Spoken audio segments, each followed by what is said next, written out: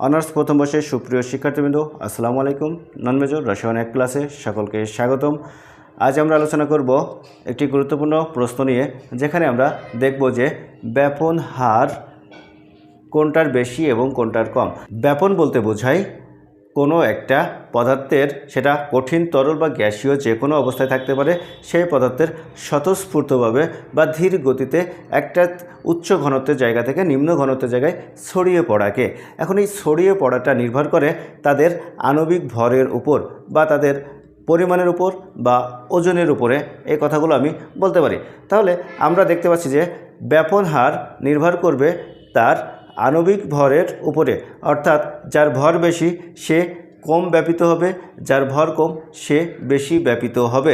সুতরাং আমরা বলতে পারি ব্যাপন হার সবসময় তার ভরের উপর নির্ভরশীল। এখন যেটার ভর বেশি থাকবে সেটা কম ব্যাপিত হবে, যেটার ভর কম থাকবে সেটা বেশি ব্যাপিত হবে। আমাদের আজকের প্রশ্নে রয়েছে অক্সিজেন অপেক্ষা হাইড্রোজেনের ব্যাপন হার বেশি, ব্যাখ্যা করো। তো আমরা এটা যখন ব্যাখ্যা করব তখন অবশ্যই প্রথমে এর সংজ্ঞাটা বলে দিব যে যার আণবিক ভর বেশি সে কম ব্যাপিত হবে, যার আণবিক ভর কম সে বেশি ব্যাপিত হবে। এখন আমরা অক্সিজেনকে যদি লিখি অক্সিজেন O2 এবং হাইড্রোজেন H2, এই দুইটার ক্ষেত্রে ব্যাপন হার বের করব। ব্যাপন হার বের করতে গেলে প্রথমে আমাকে বের করতে হবে আণবিক ভর। আণবিক ভর কার কত? আণবিক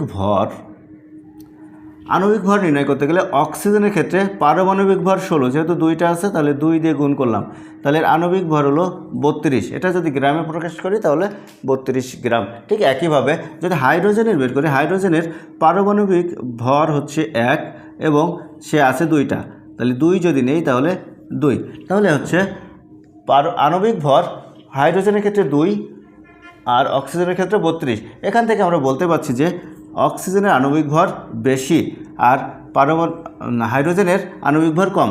সেক্ষেত্রে আমরা বলতে পারি যে যখনই তারা ব্যাপিত হবে বা তাদের ব্যাপন হার নির্ণয় করব, আগেই বলেছি যে যার ওজন বেশি বা আণবিক ভর বেশি সে কম ব্যাপিত হবে, অর্থাৎ অক্সিজেন কম ব্যাপিত হবে যেহেতু তার ভর কম। অক্সিজেন কম ব্যাপন হার ব্যাপিত হবে আর হাইড্রোজেন বেশি ব্যাপিত হবে। তাহলে এখান থেকে আমরা বলতে পারি